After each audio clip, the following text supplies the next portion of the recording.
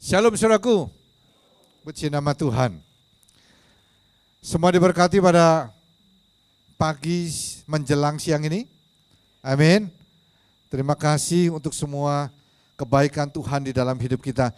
Saudaraku, beberapa minggu yang lalu saya pernah berbicara tentang matematika daripada Tuhan. Ya. Jadi Tuhan punya matematika di dalam kehidupan kita. Tuhan punya hitung-hitungan di dalam kehidupan kita. Waktu itu saya berbicara bahwa ada 9 poin yang Tuhan perhitungkan di dalam hidup kita. Ya, saya sempat membicarakan 4 poin. Saya ingin lanjutkan apa yang saya bicarakan beberapa minggu yang lalu, dan saya harapkan yang sudah dengar tetap ingat, ya. Dan kemudian yang belum saya akan ulang sedikit saja. Saya ingin mengajak saudara untuk membuka terlebih dahulu dalam kitab Mazmur pasal yang ke-90. Kitab Mazmur pasal yang ke-90 ayat yang ke-12. Mazmur pasal yang ke-90 ayat yang ke-12. Satu ayat saja kita akan baca bersama-sama. Mazmur 90 ayat yang ke-12 kita akan bersama-sama, saudara bisa lihat di depan di screen. Kalau supaya kita seragam bacanya ya, lihat di screen saja. Nanti saudara bisa baca di Alkitab saudara juga atau di handphone saudara. Kita baca sama-sama di depan, 2, 3. Ajarlah kami menghitung hari-hari kami sedemikian hingga kami beroleh hati yang bijaksana. Nah saudaraku, Musa mengajarkan doa ini, dia katakan ajarlah kami ya Tuhan menghitung hari-hari kami sedemikian rupa sehingga kami beroleh hati yang bijaksana. Nah saudaraku, segala sesuatu yang terjadi dalam hidup kita, baik itu melalui pikiran kita, melalui doa kita, melalui pelayanan kita, perkataan kita, ya, korban-korban yang kita lakukan, segala sesuatu yang baik maupun yang tidak baik, yang terjadi dalam setiap kehidupan umat manusia, itu ada catatannya saudaraku. Tidak pernah hilang di dalam catatan Tuhan apa yang terjadi dalam hidup kita. Tidak pernah dihapuskan apa yang pernah dilakukan di dalam hidup kita. Nah oleh sebab itu nanti saya akan mengajak saudara untuk melihat beberapa poin yang penting bagaimana Tuhan melihat kehidupan kita dan memperhitungkan segala sesuatu yang terjadi di dalam hidup kita. Pada waktu itu saya sudah bicarakan 4 poin. Poin yang pertama, penderitaan dan air mata kita. Apa saudaraku? Penderitaan dan air mata kita. Sengsara kita itu Tuhan memperhitungkan. Saya tidak akan bahas detail seperti beberapa minggu yang lalu, tapi saya akan mengulang saja beberapa poin yang penting. Kita akan baca saudaraku di dalam kitab Mazmur pasal yang ke-56 ayat yang ke-9. Kitab Mazmur pasal yang ke-56 ayat yang ke-9. Supaya saudara flashback tahu apa yang pernah dibahas pada beberapa minggu yang lalu. Saya bacakan ayat yang ke-9 dulu saudaraku. Ke ayat yang ke-9 dulu. Mundur dulu satu ayat. Ya. Sengsaraku engkaulah yang menghitung-hitung, air mataku kau taruh ke dalam kirbatmu. Bukankah semuanya telah kau daftarkan? Nah saudaraku, Raja Daud mengatakan sengsaraku engkau yang menghitung-hitung. Dalam setiap penderitaan, setiap air mata, setiap teriakan doa kita, setiap seruan penderitaan kita, itu Tuhan hitung-hitung. Tuhan catat, Tuhan daftarkan. Air mataku kau taruh di dalam kirbatmu. Setiap tetesan air mata kita itu tidak pernah terbuang dengan sia-sia. Nah saudaraku, oleh sebab itu kita harus mengerti tentang satu perkara yang luar biasa sekali, bahwa Tuhan kalau kita berdoa, kalau kita berteriak, kita berseru di hadapan Tuhan, itu bukan terbuang di angin yang lewat. Bukan terbuang di udara yang kita hirup, tapi tercatat oleh Tuhan. Yang mengerti katakan amin. Bahwa segala sesuatu yang terjadi dalam hidup kita itu tercatat di hadapan Tuhan. Dan pada waktu Hizkia divonis, dia sakit Waktu itu sakit parah, mungkin tumor kalau hari ini ya.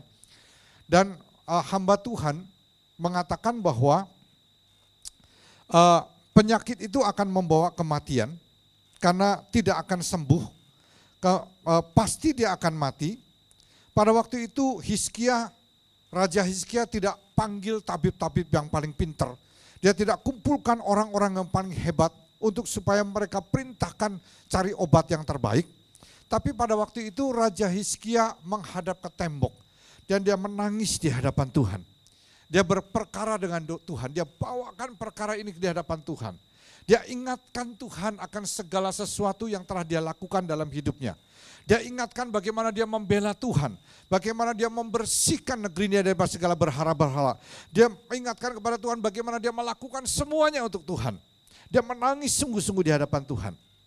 Sebelum Nabi keluar dari pintu istana, Tuhan berfirman kepada dia, kembali lagi. Katakan kepada Hizkia, aku telah mendengar teriakan doamu, tangisanmu, air matamu di hadapanku. Dan kemudian dikatakan engkau akan diperpanjang usianya 15 tahun lagi. Nah saudaraku, kalau kita baca tentang kisah Hana yang melahirkan Samuel, berteriak, menangis di hadapan Tuhan, itu tidak pernah sia-sia saudaraku. Segala penderitaan kita yang kita alami dalam hidup kita, kalau kita curhatnya sama Tuhan, bukan di Facebook, bukan di WhatsApp, bukan di BB, bukan di gosip-gosip, bukan di grup gosip saudaraku. Grup WhatsApp sekarang jadi grup gosip kan ya. Segala sesuatu digosipin di sana, lagi ada di mall, saya lagi makan.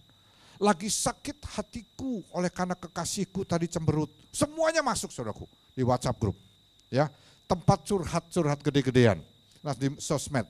Tapi kalau kita curhatnya sama Tuhan, Tuhan mendengar semuanya. Segala jeritan kita, segala tangisan kita, Tuhan mengerti semuanya. Nah, saudaraku, yang kedua yang kita harus mengerti, perlu mengerti, Tuhan menghitung, yaitu masalah dosa. Ada orang-orang yang merasa bahwa walaupun dia berdosa, walaupun dia melakukan kejahatan, walaupun dia melakukan segala perkara-perkara yang tidak benar, tapi Tuhan tidak pernah hukum dia. Bisnisnya tetap lancar-lancar aja. Ya, anaknya tetap baik-baik saja. Semuanya tetap oke-oke saja. Saudaraku, saya mau ingatkan kepada saudara bahwa dosa yang kita lakukan itu ada catatannya di surga. Saya mau kasih tahu satu hal yang serius saudaraku. Sampai catatan tentang dosa-dosa saudara dihapuskan di kitab kehidupan, maka saudara tidak boleh melangkahkan kaki masuk di surga. Walaupun saudara dari kecil beribadah, walaupun saudara dari kecil melayani, walaupun saudara aktif di dalam gereja, walaupun saudara melakukan segala perkara-perkara rohani, spektakuler, hebat sekali, punya jemaat ratusan ribu. Tapi sebelum dosa yang paling kecil sekalipun dihapuskan dari catatan Tuhan, maka saudara tidak bisa melangkahkan kaki di surga. Surga tidak boleh ada dosa. Dan surga hanya ada kesucian dan kemuliaan Tuhan. Oleh sebab itu saudaraku, kalau kita tidak membereskan dosa setiap hari dalam hidup kita, setiap saat di hadapan kita, maka surga bukan bagiannya kita. Ini hal yang sangat serius, supaya tidak disesali di kemudian hari pada waktu itu kita berteriak kepada Tuhan, kenapa segala sesuatu yang aku pernah lakukan dalam dunia tidak pernah diperhitungkan oleh Tuhan dan tetap dibuang ke api neraka. Nah saudaraku, oleh sebab itu saya mau katakan satu perkara. Mujizat yang paling besar yang terjadi setiap hari dalam hidup kita, yaitu pada waktu setiap hari kita berdoa di hadapan Tuhan, menangis di hadapan Tuhan, menyesali di hadapan Tuhan untuk segala kejahatan, perkataan, perbuatan, dosa-dosa yang kita lakukan di hadapan Tuhan. Dan kemudian Roh Kudus memberikan konfirmasi bahwa dosa kita diampuni melalui korban daripada Tuhan Yesus. Itu mujizat yang luar biasa, saudara. Setiap hari dalam hidup kita, kita dikuduskan, disucikan karena firman Tuhan mengatakan bahwa pada waktu kita datang kepada Tuhan, mengaku dosa-dosa kita, menyesali dan bertobat, maka Tuhan ampuni dosa-dosa kita. Itu adalah kejadian mujizat yang sangat luar biasa. Orang banyak cari mujizat di gereja. Orang banyak cari kesembuhan. Orang banyak cari mujizat yang bermacam-macam. Bangkitkan orang mati. Ya, orang dari kematian dan sebagainya. Dan mereka spektakuler dengan mujizat-mujizat seperti itu. Sadarkah saudara bahwa setiap hari terjadi mujizat di dalam hidup saudara. Pada waktu Tuhan menghapuskan dosa-dosa saudara dari kitab kehidupan. Dari kitab yang tercatat di surga. Ini satu perkara yang luar biasa sekali. Oleh sebab itu kita perlu mengucap syukur kepada Tuhan. Kalau kita bernafas, kalau kita hidup, it's only by your grace. Amin, saudaraku. Saudara mengerti tentang kasih Tuhan? Amin. Amin. Nah, saudaraku, ini perkara yang sangat luar biasa. Ya. Nah, dosa-dosa itu diakumulasikan sama Tuhan. Saudaraku, ada beberapa peristiwa yang sangat menarik di dalam firman Tuhan. Salah satunya adalah tentang bagaimana bangsa Israel pada waktu dikeluarkan dari tanah Mesir. Lalu pada satu saat Tuhan mengatakan bahwa mereka tidak boleh masuk tanah perjanjian karena sudah 10 kali mencobai Tuhan. Tuhan gak pernah ngomong di depan bahwa kamu kalau nanti sudah 10 kali mencobai aku, maka kamu tidak boleh masuk dalam tanah perjanjian. Walaupun sudah lihat mujizat yang besar, yang hebat, yang luar biasa, tapi kalau sudah 10 kali mencobai aku, nanti gak boleh masuk tanah perjanjian. Tuhan gak pernah ngomong di depan.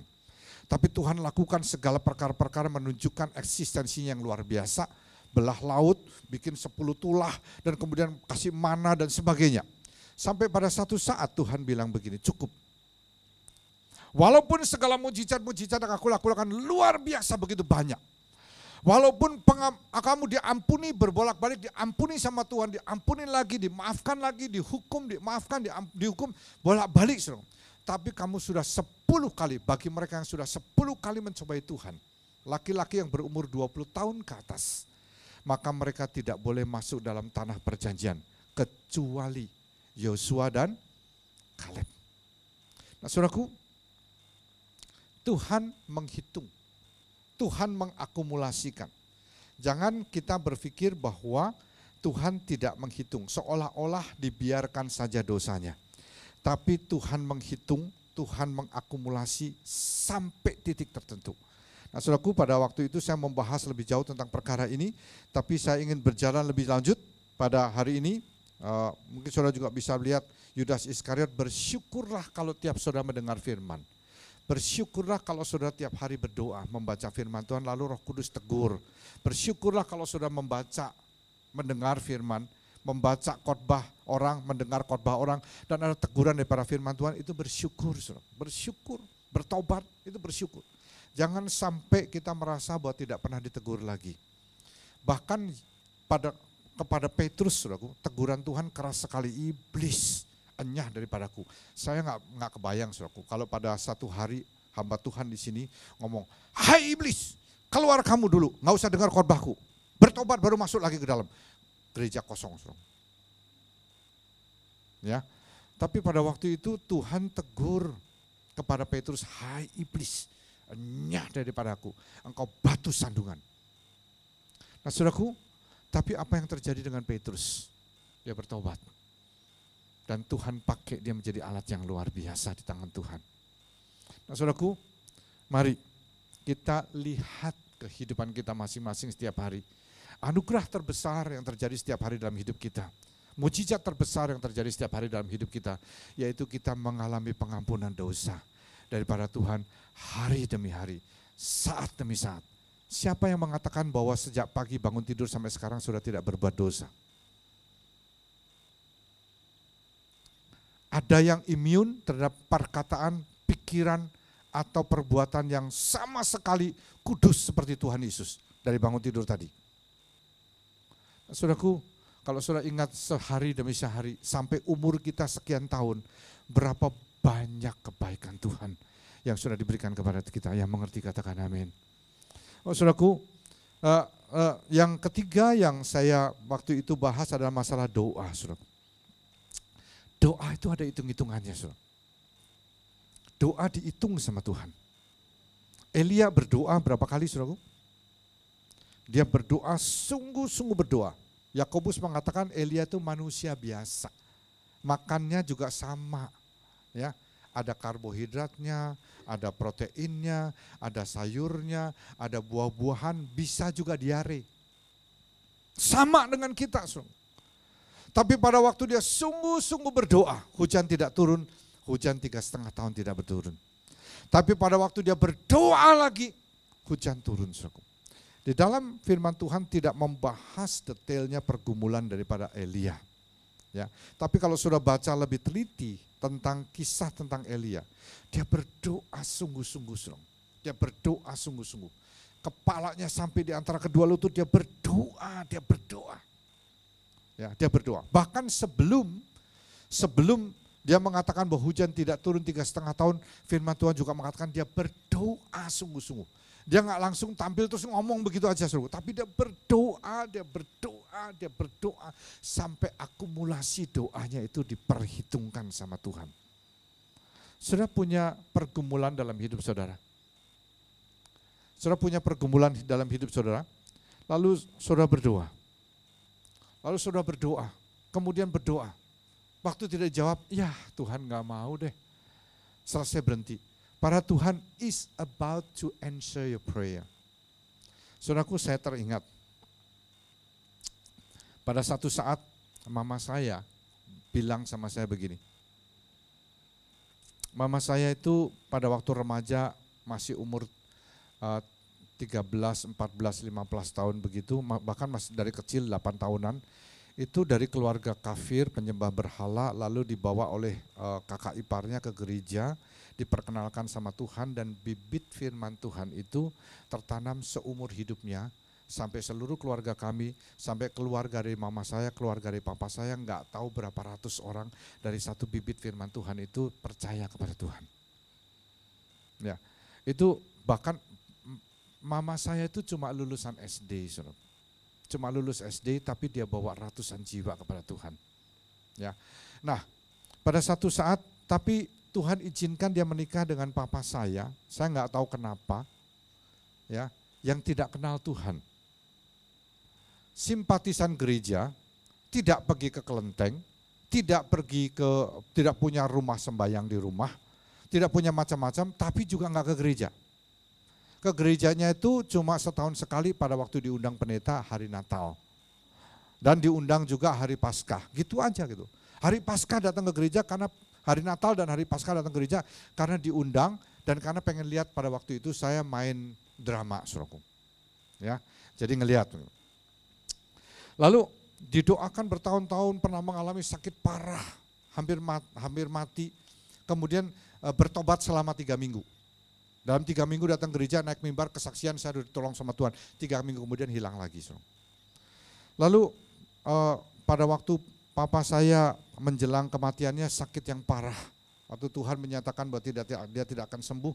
Lalu saya sudah diskusi dengan mama cuma bilang begini, 48 tahun lamanya mama berdoa untuk keselamatan jiwa papa. Kalau kali ini papa harus meninggal, mama akan relakan asal jiwanya diselamatkan. 48 tahun mama sudah berdoa. Saudaraku, saya nggak bisa ngomong apa-apa, saya hanya katakan mari kita sepakat seluruh keluarga berdoa untuk papa, untuk dimenangkan bagi Tuhan. Saudaraku, pada waktu saya diutus masuk kamar papa saya, hanya memerlukan waktu 2 menit untuk papa saya bertobat. Tapi bukan karena kepandaian, bukan karena kebisaan saya, karena 48 tahun akumulasi doa disampaikan oleh mama saya. Sudah pikir doa saudara, Tuhan nggak dengar. Sudah pikir tangisan saudara, Tuhan nggak dengar. Sudah pikir apa yang saudara sampaikan di hadapan Tuhan nggak catat, semuanya ada saudara. Pada waktunya, kalau kita tidak menjadi lemah, maka Tuhan akan memberikan semua di dalam hidup kita. Yang mengerti katakan amin. Sampai matinya papa saya, 6 bulan sebelumnya dia terima Tuhan Yesus dibaptis, sampai 2 hari sebelum dia meninggal, papa saya mengatakan, saya sudah dijemput oleh malaikat Tuhan dan sudah punya tempat di surga bagi keselamatan jiwa papa. 48 tahun berdoa mama saya. Saudaraku, doa doa itu punya kuasa terobosan yang sangat luar biasa. Dan itu dihitung, diakumulasikan oleh Tuhan. Saya membahas juga tentang martir, saudaraku. Jiwa martir, orang-orang yang meninggal karena Injil, orang-orang yang mempertahankan imannya karena Injil, itu diperhitungkan oleh Tuhan, saudaraku. Diperhitungkan oleh Tuhan. Ya, darah martir itu diperhitungkan oleh Tuhan. Oleh sebab itu, kalau hari-hari ini kita mendengar dan bahkan kita membaca tentang begitu banyak orang yang menyerahkan nyawanya untuk Tuhan, itu martir itu diperhitungkan. Dan itu adalah the seed of the church. Itu adalah benih daripada gereja. Dan akan terjadi penuaian jiwa yang sangat luar biasa. Nah, saudaraku, yang hari ini, saya waktu itu sudah bahas 4 poin. Sekarang hari yang saya akan bahas mulai poin yang kelima. Poin yang kelima, saudaraku, kita akan baca di dalam kitab Roma 11, ayat 25 sampai 26. Kitab Roma 11, ayat 25 sampai dengan 26.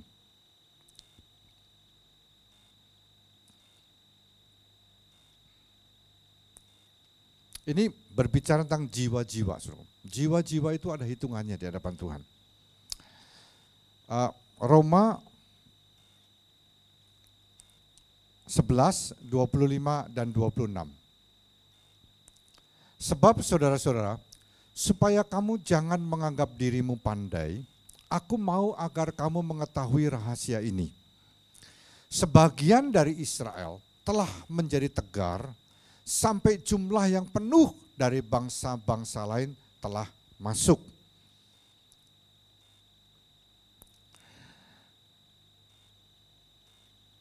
Saudaraku, 2000 tahun yang lalu, pada waktu Tuhan Yesus disalibkan, waktu itu bangsa Israel pada waktu diperhadapkan dengan Pilatus, ya, pada waktu itu bangsa Israel menginginkan Herodes dilepaskan.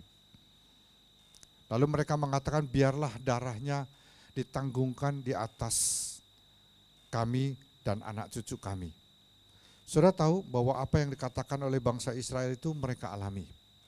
Mereka mengalami penderitaan di seluruh dunia, saudaraku. Penolakan di seluruh dunia. Bahkan pada zaman Nazi mereka dibunuh berjuta-juta orang Israel. Dianiaya di seluruh dunia. Mereka mengalami 2000 tahun penderitaan yang sangat luar biasa. Darahnya ditanggung anak cucu kami. Ya, mereka bayar darah itu selama 2000 tahun, saudaraku. Nah, saudaraku, orang Yahudi menolak Tuhan Yesus. Injil diberitakan pada orang Israel, mereka menolak. Lalu api daripada keselamatan itu loncat kepada daerah Yunani, sekitar daerah Yunani. Dari daerah Yunani loncat lagi ke sekitar daerah Romawi. Lalu ke Eropa, dan dari Eropa Injil menyebar ke seluruh dunia. Dan kalau saudara melihat Amerika itu basis negaranya, itu dibangun atas kekristenan. Ya, kemudian kita mendengar juga ya, mengalami bagaimana Korea Selatan dijamah oleh Tuhan. Yonggi-cho dengan gereja terbesar di dunia, bukit-bukit doa, dan kemudian terjadi pertobatan puluhan juta orang-orang Korea. Yang tadinya mereka penyembah berhala, terjadi pada satu saat saya pernah ngobrol dengan orang dari Korea, menanyakan tentang kekristenan di sana. Ya, waktu itu di Indonesia saya ngobrol dengan dia mengatakan kira-kira saat ini paling sedikit gitu, paling sedikit orang Kristen di Korea Selatan tuh 50-50 paling sedikit. Even more than that, bahkan lebih daripada itu. Karena terjadi bahwa api itu loncat ke Korea Selatan. Tapi saya percaya, saudaraku, I firmly believe bahwa api Tuhan sudah datang di Indonesia.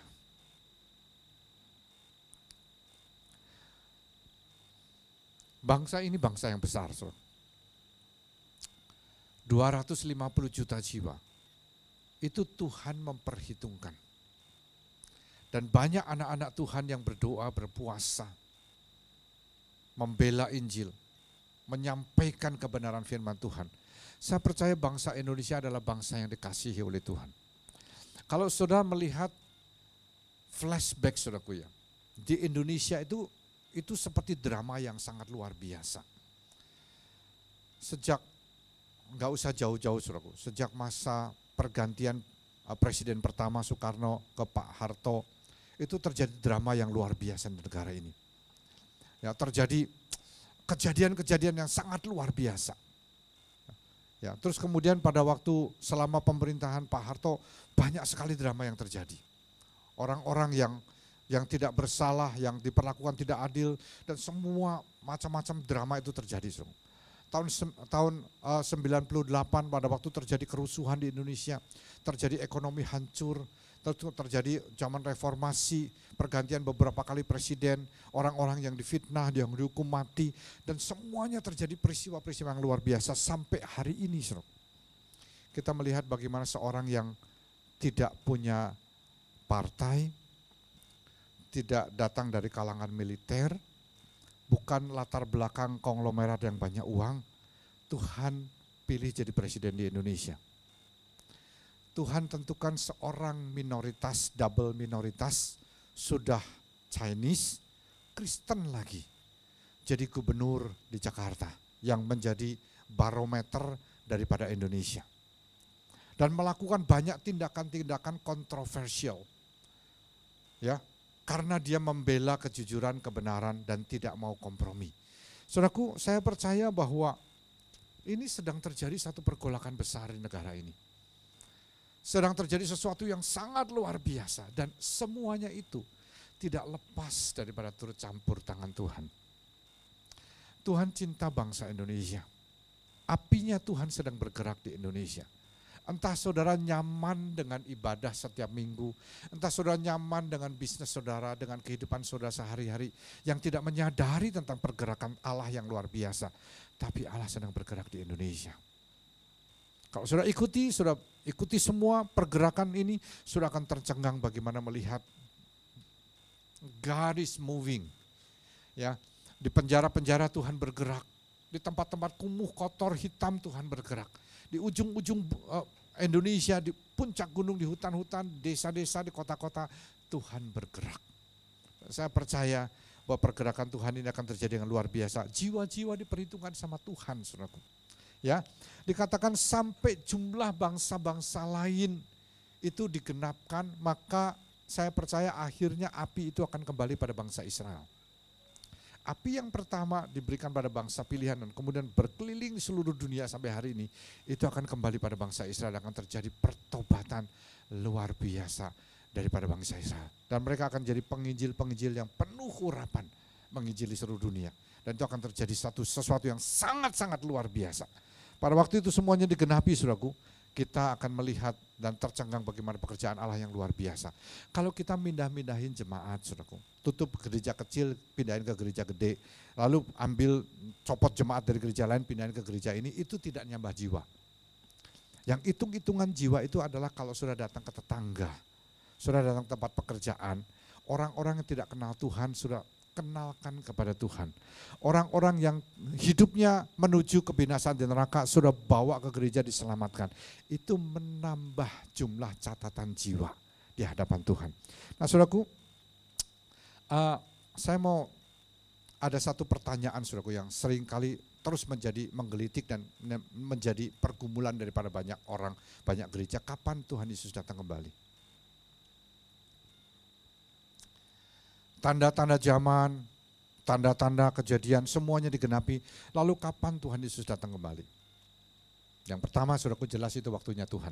Tidak ada yang tahu.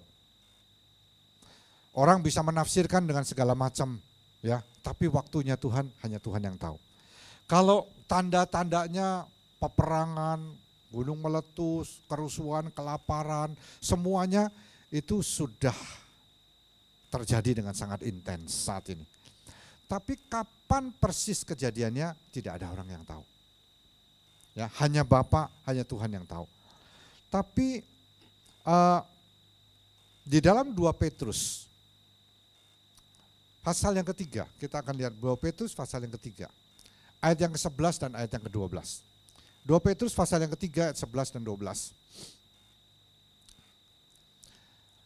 Jadi jika segala sesuatu ini akan hancur secara demikian, Betapa suci dan salehnya kamu harus hidup, ayat 12. Yaitu kamu yang menantikan, dan apa saudaraku? Dan apa? Mempercepat kedatangan hari Tuhan. Pada hari itu langit akan binasa dalam api dan unsur-unsur dunia akan hancur karena nyalanya. Saudaraku, ternyata hari Tuhan itu bisa dipercepat. Saudaraku. Ya, jadi untuk mempercepat kedatangan Tuhan Yesus yang kedua kalinya, itu bawa jiwa-jiwa sebanyak mungkin sampai hitungannya Tuhan itu digenapi. Sampai hitungannya Tuhan digenapi. Saudaraku, jangan mau kalah sama orang-orang dari saksi Yehova yang mereka bergerak begitu luar biasa menyesatkan sebanyak mungkin orang. Ya, tapi kita mau bergerak dan kemudian menyelamatkan sebanyak mungkin orang. Sekitar kita ditaruh orang-orang, saudaraku, yang perlu diselamatkan. Kita nggak perlu jauh-jauh cari jiwa. Sekitar kita, tetangga kita, di tempat di mana kita berada, itu banyak sekali. Kalau kita mau menyampaikan Injil Tuhan. Nah, saudaraku, yang keenam yang saya mau sampaikan yaitu kualitas atau bobot hidup kita. Pak Gem kita beberapa kali berbicara tentang bobot, bebet, bibit, bobot, bebet ya. Saya mau bicara sedikit bobot aja, saudaraku. Kalau orang yang gemuk sama orang yang kurus lebih berbobot mana, saudaraku? Lebih berbobot yang gemuk secara kiloan. Tapi secara rohani belum tentu, saudaraku. Ya, belum tentu. Saya bobotnya berkurang akhir-akhir ini, saudaraku. Karena makannya nggak sebanyak Pak Hendra lagi. Ya. Oke, jadi kualitas kehidupan kita, bobot hidup kita itu juga dihitung, dinilai sama Tuhan. Kita akan membaca kitab Daniel pasal yang kelima. Kitab Daniel pasal yang kelima. Kitab Daniel pasal yang kelima.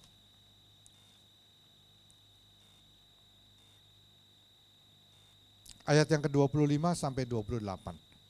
Daniel 5, 25 sampai dengan 28.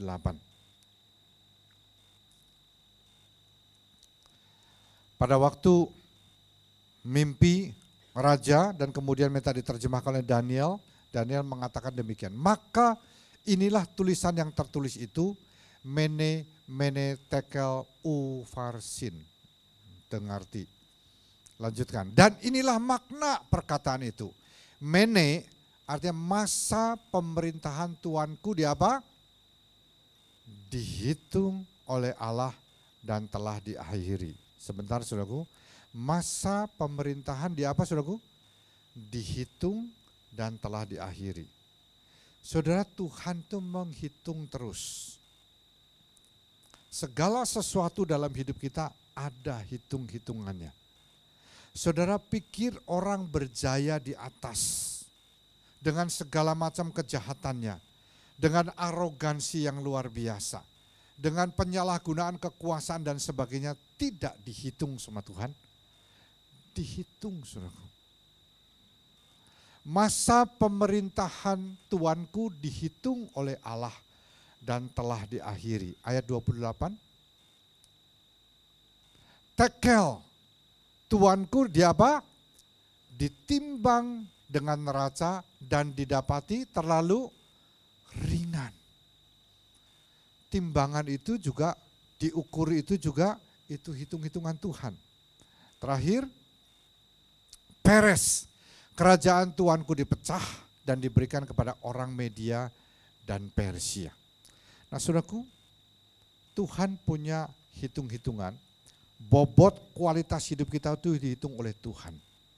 Seringkali kita memilih jalan yang mudah, saudara. Jalan yang gampang daripada jalan yang ditentukan oleh Tuhan. Karena jalan yang ditentukan oleh Tuhan itu kadang-kadang berat, kadang-kadang sulit. Ya, kita maunya begitu berdoa, ceng, langsung jadi, saudara, seperti lampu Aladin. Begitu kita minta ini, teng, langsung jadi.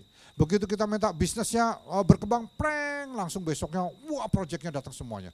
Begitu kita pengen rumah, preng, langsung rumah gede turun dari surga untuk kita. Gampang semuanya. kepengennya tuh gampang seperti lampu Aladin. Salahnya kita pada waktu terlalu baca kitab Anderson, buku kisah Anderson dan kemudian lampu Aladin dan kemudian segala sesuatu dongeng-dongeng seperti itu sehingga semuanya tuh pengen mudah. Jalan yang mudah, jalan yang ringan, minta langsung dapat, gampang, manja, saudaraku.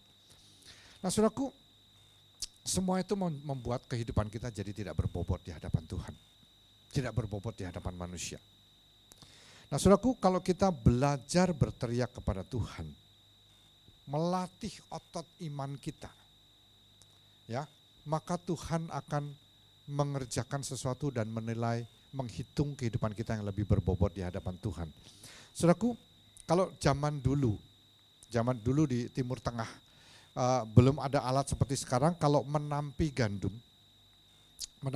itu gandum diikat berberkas-berkas lalu dipukulin ke batu. Setelah dipukulin ke batu ditumbuk halus pelan-pelan, ya. Setelah ditumbuk pelan-pelan lalu dia ada garpu dari kayu begitu, diambil dilempar ke udara. Dilempar ke udara. Terus kulit-kulit dan sekam-sekamnya ketiup sama angin, yang jatuh apa? Biji gandumnya. Karena biji gandumnya yang berbobot.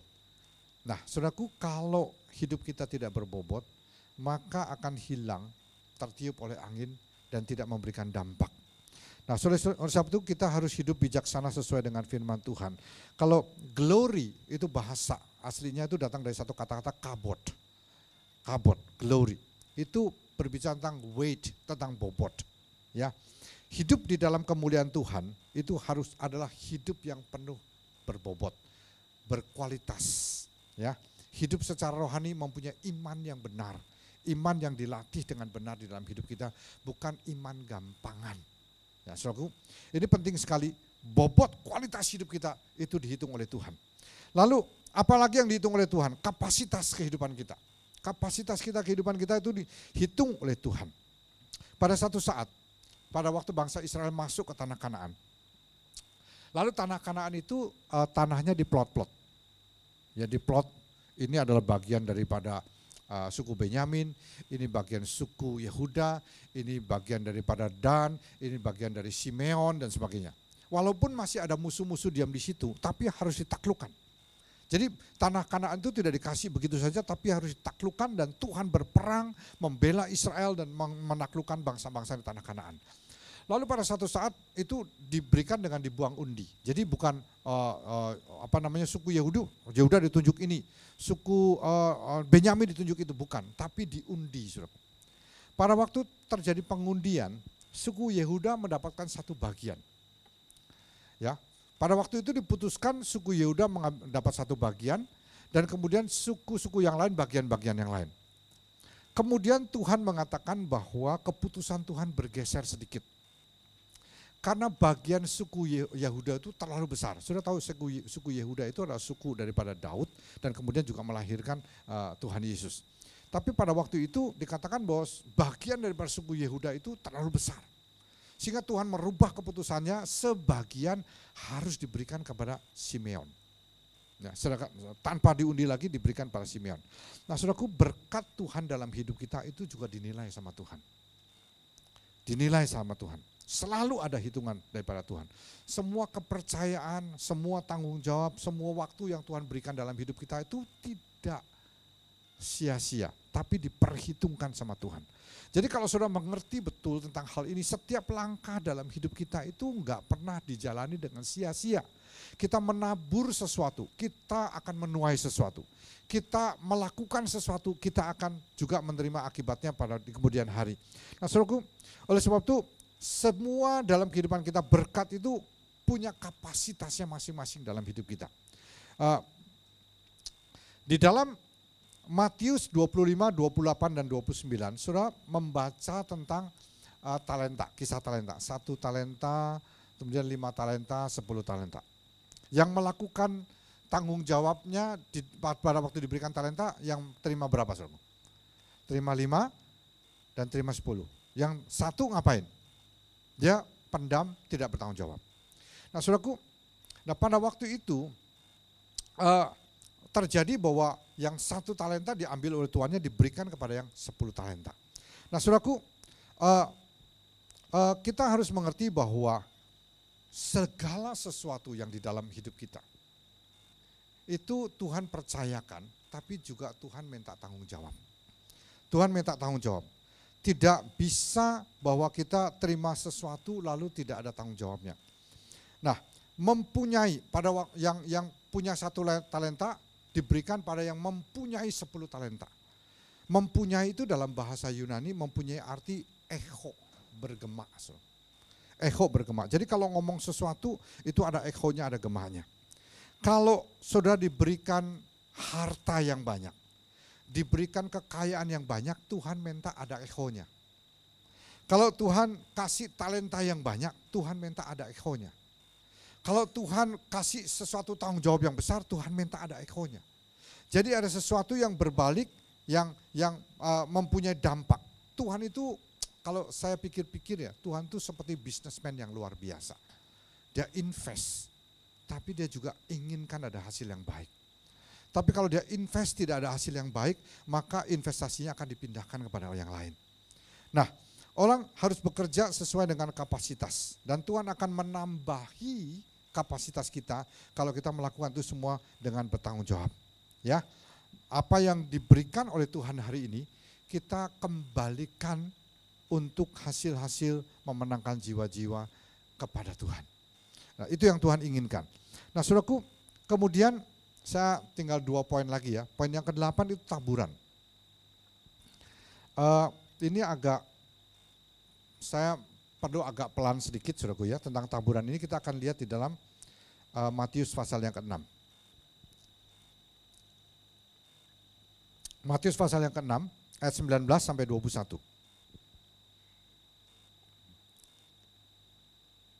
Matius 6, 19 sampai 21.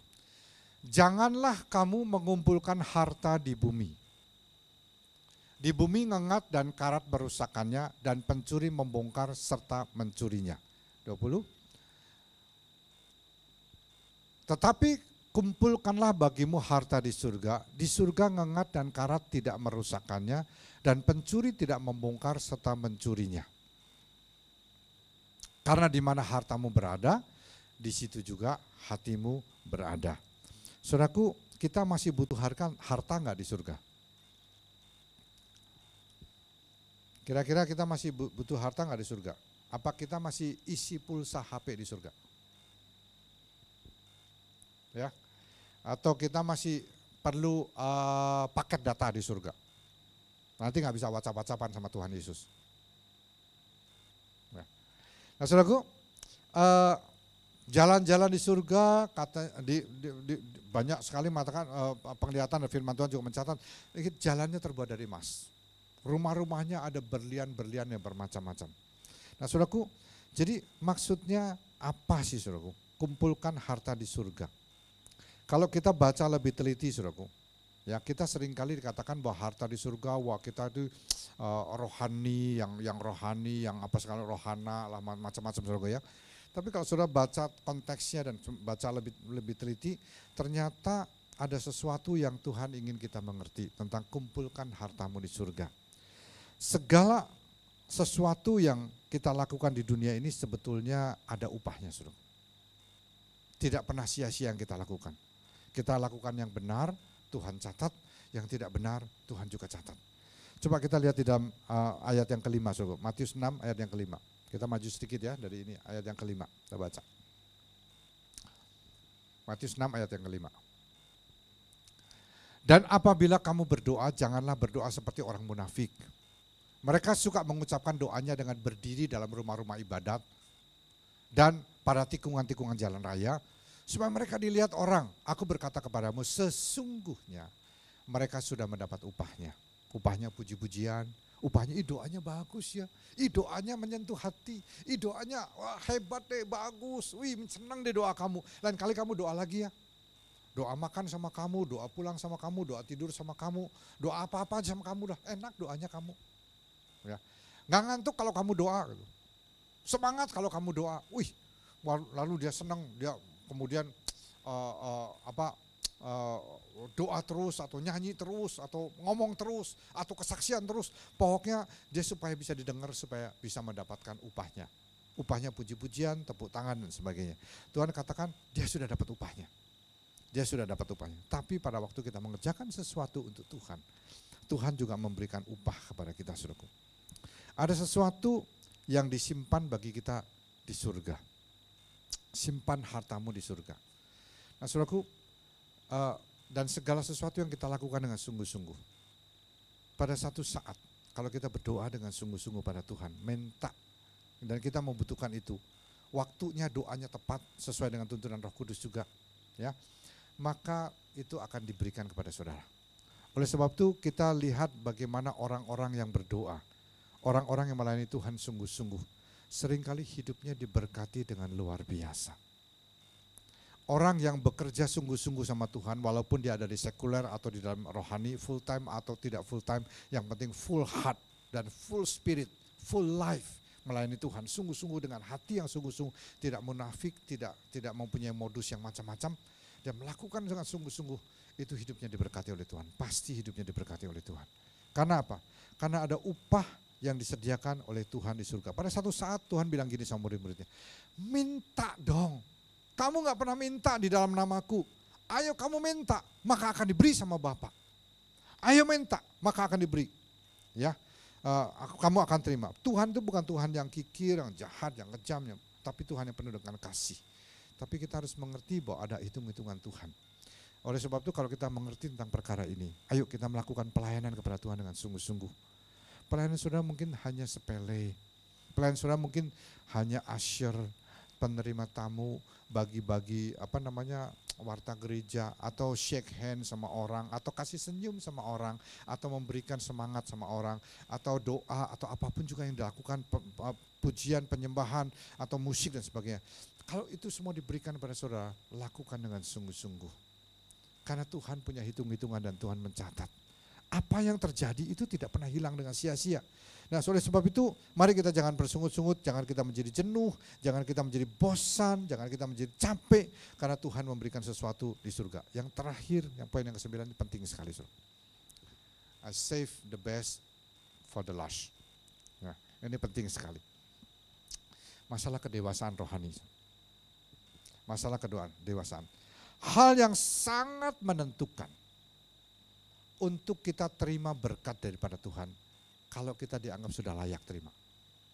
Orang sering gak sabar, invest sana, invest sini, wah kerja sana, kerja sini, kerja belum selesai, belum matang, udah ngelamar lagi tempat yang lain, wah rasanya seperti cacing kepanasan.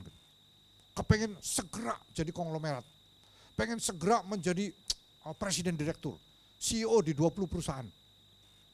Waduh, saudaraku, wah luar biasa sekali ambisinya.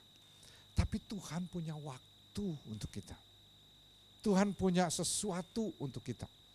Faktor yang sangat menentukan untuk kita diberi tanggung jawab yang lebih besar, diberikan berkat yang lebih besar, itu adalah masalah kedewasaan. Kita baca di dalam Maleakhi pasal yang ketiga. Maleakhi pasal yang ketiga. Ayat yang ke-16 sampai ke-18. Maleakhi pasal yang ketiga, ayat 16 sampai yang ke-18.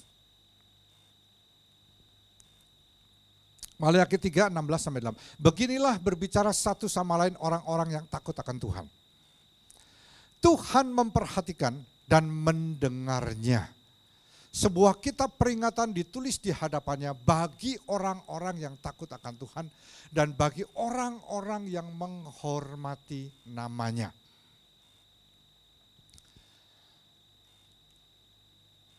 Di dalam, satu lagi, Tuhan akan menjadi milik kesayanganku sendiri, firman Tuhan. Maka sebentar, balik lagi 17 dulu. Mereka akan menjadi milik kesayanganku sendiri, firman Tuhan semesta alam. Pada hari yang kusiapkan, aku akan mengasihi mereka sama seperti seorang menyayangi anaknya yang melayani dia. Satu lagi. Maka kamu akan melihat kembali perbedaan antara orang benar dan orang fasik, antara orang yang beribadah kepada Allah dan orang yang tidak beribadah kepadanya. Dalam satu terjemahan, saudaraku, dikatakan bahwa Tuhan berkata mereka itu semua milikku. Dan akan mendapat perlakuan yang sangat istimewa. atau khusus pada waktu aku bertindak. Aku akan memperlakukan mereka dan pertimbangan dan kebaikan seperti orang tua terhadap anak-anaknya yang menghormati orang tuanya.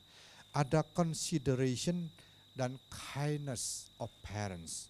Ada pertimbangan dan kebaikan daripada orang tua.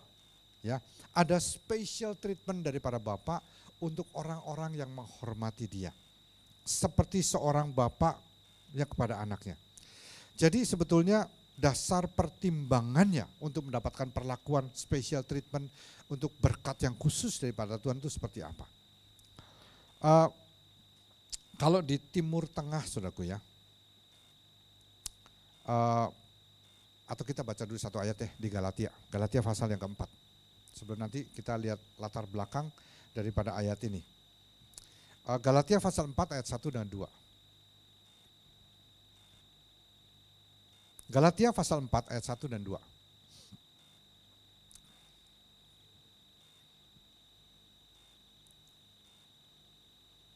Ya. Yang dimaksud ialah selama seorang ahli waris belum akil balik, sedikit pun ia tidak berbeda dengan seorang hamba. Ini agak aneh, saudaraku ya. Ini di Timur Tengah itu, kalau seorang ahli waris belum akil balik, sedikit pun ia tidak berbeda dengan seorang hamba. Sungguh pun ia adalah tuan dari segala sesuatu. Tetapi ia berada di bawah perwalian dan pengawasan sampai pada saat yang telah ditentukan oleh bapaknya. Begini, saudaraku. Kalau ada seorang yang sangat kaya raya di Timur Tengah, lalu dia punya anak yang menjadi ahli waris, itu tidak langsung dia jadi ahli waris. Tapi dia ditempatkan di bawah seorang hamba kepercayaan daripada Tuhan itu, orang yang kaya itu, dididik, diajari. Bagaimana dia pada satu saat bisa bertindak dan menjadi seorang ahli waris. Dia dididik, diajar, dilatih, dan kemudian pada saat proses itu dia belajar banyak dan diawasi oleh orang tuanya, dan pada satu saat akan diuji oleh orang tuanya.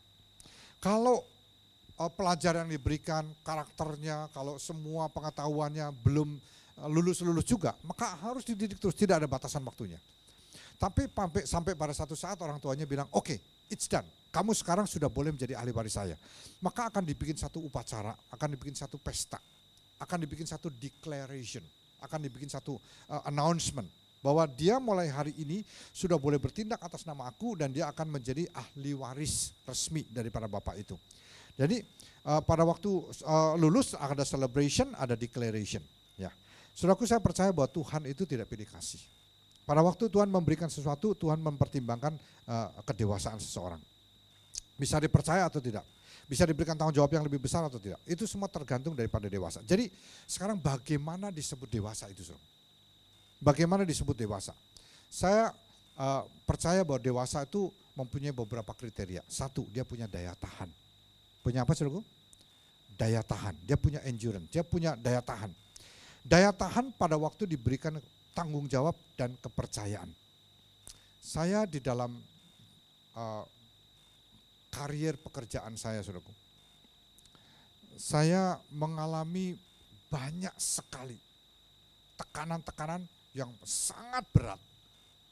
Politik kantor yang sangat berat, tekanan-tekanan yang luar biasa pada waktu saya mendapatkan jabatan yang lebih tinggi. Pada waktu saya menjadi pucuk pimpinan daripada beberapa perusahaan asing atau perusahaan lokal, pada saat itu tekanan yang paling luar biasa. Dan pada saat seorang pimpinan itu mengalami tekanan yang luar biasa, dia itu nggak bisa ngomong sama siapa-siapa. Di puncak kedudukannya dia menjadi lonely, menjadi kesepian. Karena tidak ada orang yang sepadan yang bisa diajak diskusi. Pada waktu itu satu-satunya cara yang bisa mengerti saya, pergumulan saya hanya lari kepada Tuhan dan cerita kepada Tuhan. Nah, saudaraku, dengan tanggung jawab itu datang tekanan yang luar biasa. Dengan diberikan banyak sama Tuhan, itu datang juga tanggung jawab yang lebih besar. Oleh sebab itu kalau tidak mempunyai daya tahan, maka itu bisa jebol. Bisa mengalami, makanya ada orang-orang yang sudah tidak tidak menjadi pimpinan lagi, dia mengalami post power syndrome. Ya, tekanan yang sangat berat.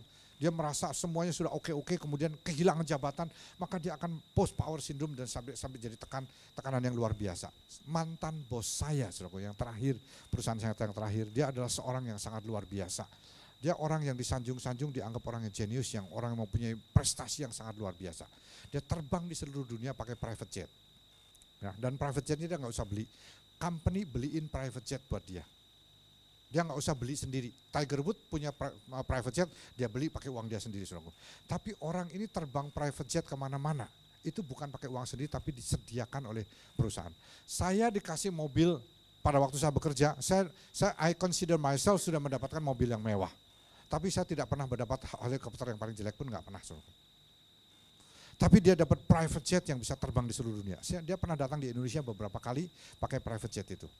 Ya. Pada saat dia turun dari jabatannya, pada saat dia kehilangan semuanya, dia memilih committed suicide. Dia memilih bunuh diri. Uang tidak kekurangan, teman banyak, segala sesuatu dia miliki dalam hidupnya. Tapi satu yang dia tidak punya Tuhan. Dia tidak punya Tuhan sahabat dia. Dia tidak punya Tuhan di mana dia bisa curhat. Dia tidak punya Tuhan di mana dia bisa katakan, Tuhan, ini uang saya banyak, saya ingin gunakan itu untuk melayani Tuhan. Saya ingin gunakan untuk menolong orang-orang miskin. Saya gunakan untuk pekabaran Injil. Saya gunakan untuk dirikan gereja. Saya gunakan untuk menolong orang-orang yang di rumah sakit yang nggak punya uang. Saya gunakan untuk anak-anak yang tidak punya uang untuk sekolah. Dia tidak punya seperti itu, saudara. Sehingga pada waktu dia turun dari jabatan dia memilih bunuh diri. Dan kisah bunuh diri daripada orang ini menggemparkan seluruh dunia bisnis, seluruh dunia, saudara. Bukan hanya di Switzerland saja, tapi seluruh dunia. Karena dia adalah mantan CEO dari satu perusahaan yang mempunyai cabang-cabang di 200 negara di seluruh dunia. Ini satu hal yang sangat luar biasa, itu terjadi dalam kehidupannya. Saudaraku, pada waktu bendungan Pantai Mutiara jebol, banjir di sana. Pada waktu bendungan di Pesanggerahan jebol, itu Sudirman Istana kebanjiran. Ya, pada waktu Ahok dengan segala macam kontroversi, dia ingin membangun bendungan di Pasar Ikan tingginya 3,8 meter, itu supaya tidak tenggelam, tidak jebol. Pada waktu pemerintah ingin mendirikan The Great Wall, istilahnya The Great Wall apa sih? Yang di Jakarta Utara tuh. Ya. Tembok besar ya. Ya. Bukan cuma kanal aja, tapi tembok untuk menahan laut supaya enggak abrasi, dan kemudian karena diperkirakan bahwa Jakarta ini turun terus. Sehingga permukaan tanah di Jakarta ini turun terus akan lebih rendah dari laut. Sehingga akan terjadi banjir. Dalam 50 tahun ke depan kita semua di hidupnya pakai sampan, Jakarta. Ya. Dibangun satu tembok yang besar, itu semuanya harus punya kapasitas supaya tidak jebol.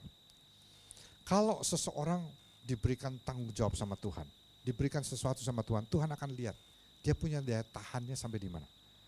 Kalau dia punya daya tahan dengan jabatan, dia punya daya tahan dengan uang, dia punya daya tahan dengan sanjungan-sanjungan, dia punya daya tahan di segala sesuatu, dia makin besar, maka tanggung jawabnya juga makin besar. Oleh sebab itu kedewasaan satu diukur dari daya tahan. Pada waktu dia dapatkan harta, posisi, jabatan, kepercayaan dan lain-lain, apa yang terjadi? Bileam, saudaraku, tidak tahan. Saya ingat keledai Bileam, udah dikasih tahu, udah dipepet ke tembok sama keledainya sampai ngomong lagi. Kalau anjing saya di rumah saya ngomong, saudaraku, saya langsung pingsan 3 hari. Ya, apalagi kalau dia ngomongnya pakai bahasa Inggris. Saya panggil Ibu Mimi untuk conversation sama dia. Ibu Maimi maksudnya, Miss Maimi, ngobrol sama anjing saya pakai bahasa Inggris. Kalau dia tiba-tiba bisa ngomong, ya. Nah, saudaraku, tapi ini keledai Bileam ngomong, sampai keledai ngomong aja masih bebal, saudaraku. Oleh sebab itu Bileam harus mati.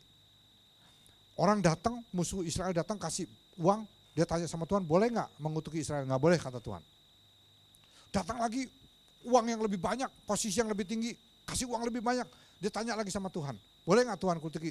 bangsa Israel. Tuhan bilang, aduh ini orang memang bebal. Udah kamu ngomong saja sekarang sama Israel, tapi omong hanya kata-kata yang aku berikan dalam mulutmu. Sampai dia ngomongnya, saudaraku, bukan mengutuki tapi memberkati bangsa Israel. Pada waktu itu musuh Israel marah sekali karena dia memberkati. Tapi saudaraku, dia memberikan nasihat yang sangat fatal untuk bangsa Israel. Dia bilang untuk mengalahkan bangsa Israel itu gampang. Buat mereka berpisah dengan Allahnya. Buat mereka membuat Allahnya sakit hati, itu gampang. Kasih aja perempuan-perempuan dari Kanaan, kasih perempuan-perempuan dari kerajaan kamu, kawinin sama orang Israel. Suruh kawin campur, nanti istri-istri mereka akan membelokkan hati mereka dan mereka akan menyembah Allah yang lain. Itu nasihat daripada Bileam. Oleh sebab itu Bileam harus dihukum mati.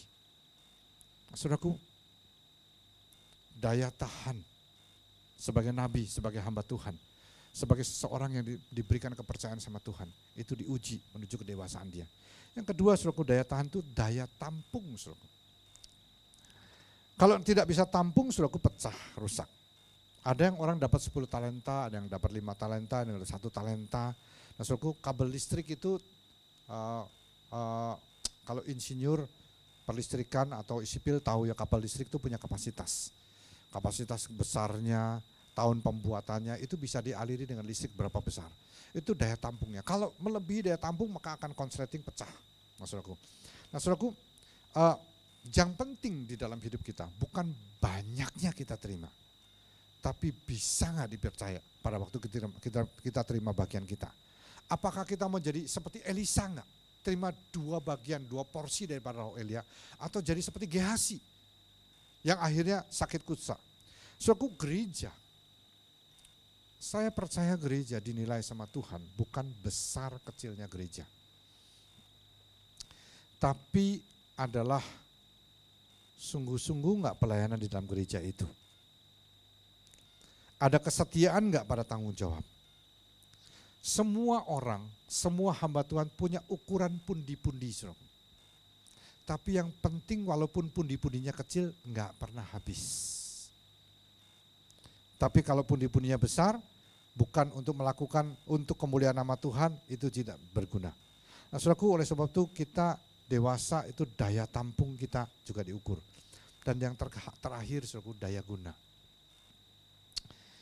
Kita ini diberkati sama Tuhan berlimpah-limpah itu ada gunanya nggak sih? Ada gunanya nggak buat kerajaan surga? Kita diberikan talenta yang berlimpah-limpah sama Tuhan, berikan bakat multi talent, itu berguna nggak sih sama Tuhan? Memberkati orang lain nggak sih dengan talenta kita, dengan berkat yang kita terima? Menjadi orang yang mempunyai daya guna atau tidak? Atau bahkan menjadi batu sandungan dengan semua yang kita miliki? Nah, saudaraku, daya guna itu sesuatu yang sangat penting dan itu punya hitungannya di hadapan Tuhan. Dan kedewasaan kita diukur, apakah kita berdaya guna atau tidak di dalam kehidupan ini. Saya berdoa, saudaraku, saya berdoa, biar sungguh kita mengerti bahwa Tuhan punya hitung-hitungan dalam hidup kita. Ayo jalani kehidupan kita dengan lebih serius deh, lebih benar gitu, ya, lebih berkenan pada Tuhan, lebih intim dengan Tuhan, lebih memuliakan nama Tuhan. Jangan mau-maunya kita. Kalau mau-maunya kita sih, pemberontakan kita maunya hidup yang tidak berkenan pada Tuhan. Tapi mari kita lakukan sesuatu yang menyukakan hati Tuhan. Yang mau katakan amin. Saya mau panggil kembali para pemusik.